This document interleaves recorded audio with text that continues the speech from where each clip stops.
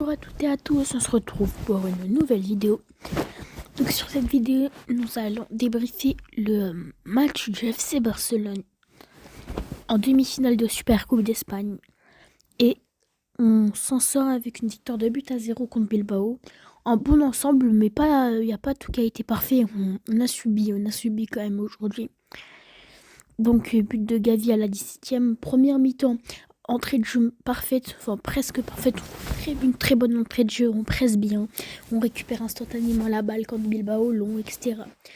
Après, on est récompensé grâce au but de Gavi. 17e minute et on se met à reculer.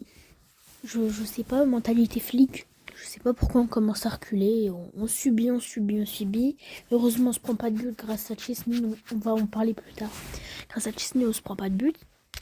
Entrée de deuxième mi-temps, on finit pareil, une très bonne entrée de deuxième mi-temps, but de Lamine Yamal 52e, et ensuite on est dans la maîtrise, donc ça c'est mieux, je préfère qu'on soit dans la maîtrise, qu'on recule et qu'on subisse plein d'occasions, donc une bonne deuxième mi-temps en soi, et une bonne première partie, en tout cas de première mi-temps. On va parler de la composition de Hansi Flick, parce qu'on a eu des surprises, on a eu vraiment des surprises. Donc au goal, je m'attendais pas du tout à voir Chesney, mais vraiment j'ai été agréablement surpris. Donc Chesney au goal, à la place d'Iñaki Peña, et qui a été bon. On a eu Cubarsí Inigo, donc la défense normale. Koundé, Baldé, les latéraux normales. Pedri, Casado en 6, parfait. Et là aussi, on a une autre surprise. On a Rafinha comme d'hab, ok. On a Gavi en 10. Alors, je ne m'attendais pas que ce soit Gavi en 10. Mais après, ça me semble logique. Parce que je pensais qu'il allait mettre Fermin, même s'il était un peu mauvais en ce moment. Mais Gavi en 10, j'y ai vraiment pas pensé. Et ça marche. Yamal à droite aussi, c'est une surprise. Parce que Lamine Yamal, il était incertain pour ce match. Bon, ils ont décidé de le mettre et ça a payé. Et Lewandowski en pointe. Juste deux surprises en tout cas, enfin deux voire trois surprises dans la composition de départ du coup. On parle des individualités maintenant. Alors Gavi, c'est un instrument, mais qui est-ce qu'il est fort. Non mais malheureusement il s'est blessé. Donc en finale, je sais pas si on va le voir contre le Real ou contre le Mallorca, ou contre le Mallorca, l'un des deux. On va pas le voir normalement, mais c'est dommage parce que Gavi, il nous sort un match spectaculaire. Un but, une passe des Gavi. C'est l'homme du match pour moi. C'est l'homme du match. Il a vraiment sorti une top performance. Et ouais, malheureusement, il sera pas là pour la finale. Mais Gavi, très bon. Et Olmo, vu qu'il est inscrit maintenant, Olmo peut s'inquiéter pour son poste. Honnêtement, il peut s'inquiéter. Vu ses récentes performances, il peut s'inquiéter. Lamine Yamal, 17 ans. Incertain pour le match. Buteur. Repli défensif. Passe. Pressing. Tout. Il nous a sorti un match fabuleux, Lamine Yamal, encore une fois aujourd'hui, à son jeune âge, à 17 ans. À 17 ans, il nous sort des matchs comme ça. Mais imaginez à 25 ans. Comment il va devenir. Qu'est-ce qu'il va devenir, Lamine Yamal? Un buteur ce soir. Avec cette célébration-là que vous voyez à l'écran. Donc beaucoup de gens disent que c'est Mbappé, mais je pense que c'est Neymar. La référence, la célébration, c'est plutôt Neymar. Ouais, et Yamal, il fait les efforts défensifs. Par exemple, quand Koundé, il s'est fait prendre dans le dos, il a fait l'effort défensif, il est allé défendre, il a fait un tacle parfait dans la surface, alors qu'il aurait pu avoir une grosse occasion pour Bilbao, mais il a sorti un tacle et on est reparti offensivement. Donc très bon match, Yamal comme d'habitude, de toute façon c'est comme d'hab. Yamal, peut-être le meilleur joueur du monde actuellement, peut-être.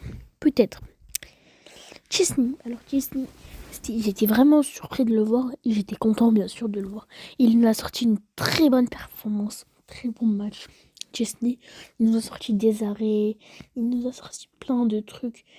Il nous a sauvé quand même quelques buts. Chesney, il s'est pris 2 buts hors jeu, on va reparler un peu plus tard.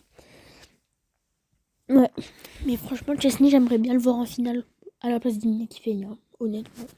Je préfère voir Chesney qu'Iñaki Peña parce que Peña, certes, dans les sorties, Chesney c'est un peu limité parce qu'il a fait quelques erreurs, mais en soi, ça a pas coûté cher. Mais Peña, sur sa ligne, il est très mauvais, Peña. Très très mauvais sur sa ligne. Donc j'espère qu'on verra Chesney en finale de la Super Coupe. Alors Rafinha, je sais pas ce qui lui arrive depuis quelques semaines maintenant. Depuis le match contre Dortmund en fait.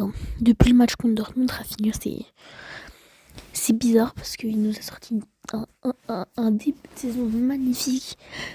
Mais avec une efficacité extraordinaire en première partie de saison. Et là, depuis le match contre Leganés, je pense, non, depuis le match contre Atlético surtout, il rate toutes ses occasions. Tout, c'est un contre un, il rate tout. Regardez, là, en début de match pour le 2-0, il a raté un 1 contre 1. Un contre 1 un peu à l'image du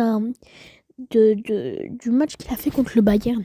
Le premier but qu'il a mis contre le Bayern, il l'a mise. Il a dribblé le gardien, il l'a mise. Mais là, il l'a raté. Donc je sais pas ce qui lui arrive depuis cette première partie de saison. Enfin, depuis ce match contre Leganés ou l'Atlético. Je sais pas si c'est contre Leganés, il avait raté énormément d'occasions, mais Rafinha, faudrait qu'il se reprenne. Et même, pas forcément que sur la finition, même sur les passes, c'était mauvais aujourd'hui, Rafinha. Ouais, je sais pas. Je sais vraiment pas ce qui a changé pour lui, en tout cas. Alors, rien de ce qu'il va falloir en parler. Moi, je veux plus le voir. Je veux plus le voir la saison prochaine. Je vous jure.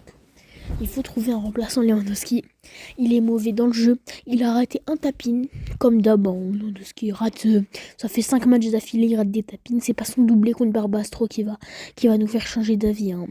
Il rate un tapine contre les Gagnés, il rate un tapine contre l'Atlético. Il rate un tapine aujourd'hui. À un moment, certes, ce tapine, il ne coûte pas cher. Même contre le Real, il a raté un tapine. Mais bon, contre le Real, après, il a mis un doublé. Certes, ce tapine, il ne coûte pas cher. Mais il aurait pu nous coûter cher, ce tapis. Il aurait pu. Contre une grosse équipe, ce genre de raté, ça pardonne pas Lewandowski. Même dans le jeu, c'est mauvais. Quand on envoie le ballon sur lui, il prend 30 ans à orienter le jeu. Non, c'est trop faible. Lewandowski, ça devient vraiment trop faible. Donc j'espère que le Barça va se bouger un peu et qu'ils vont prendre un nouveau neuf pour la saison prochaine. Genre Jonathan David qui rêve d'aller au Barça. J'aimerais bien le voir, ou même quelqu'un d'autre. Je sais que financièrement c'est compliqué, mais Lewandowski, on peut pas continuer avec lui, franchement, on peut pas. Certes, même s'il met quelques buts, c'est trop limité dans le jeu, et il met beaucoup de buts, certes, mais regardez le nombre d'occasions qu'il lui faut pour en mettre un seul, c'est vraiment trop grave. Et ensuite, on va parler de De Jong. Mais Frenkie De Jong, à quoi tu joues? Lui aussi, ça y est, avant je voulais prendre sa défense parce qu'il y a des gens qui l'aimaient pas, mais là je peux pas. Là, c'est impossible de prendre sa défense parce qu'à un moment donné, le joueur là qui est entre deux joueurs, vous voyez ici, c'est Frenkie De Jong, d'accord? Donc, on y a été en face de Maître Koundé qui envoie pour Koubarsi qui la met à De Jong. De Jong qui prend 30 ans, je sais pas ce qu'il fait, il contrôle, il essaye de dribbler, il perd la balle. La balle elle repart où? Il fait littéralement une passe décisive en fait à Iñaki Williams. Iñaki Williams, il part en contre 1, il met le but. Et maintenant, pourquoi ce but a été annulé, vous allez me dire? Parce que heureusement que le joueur ici, je sais pas c'est qui, désolé, mais ce joueur, il touche la balle et du coup ce qui fait que Iñaki Williams est hors jeu sur cette action.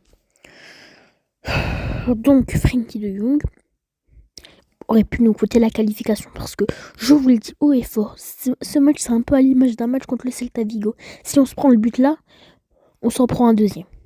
On s'en prend un deuxième tous les jours. Si là on se prend le but, on s'en prend un deuxième et je suis sûr et certain, on a un mauvais mental.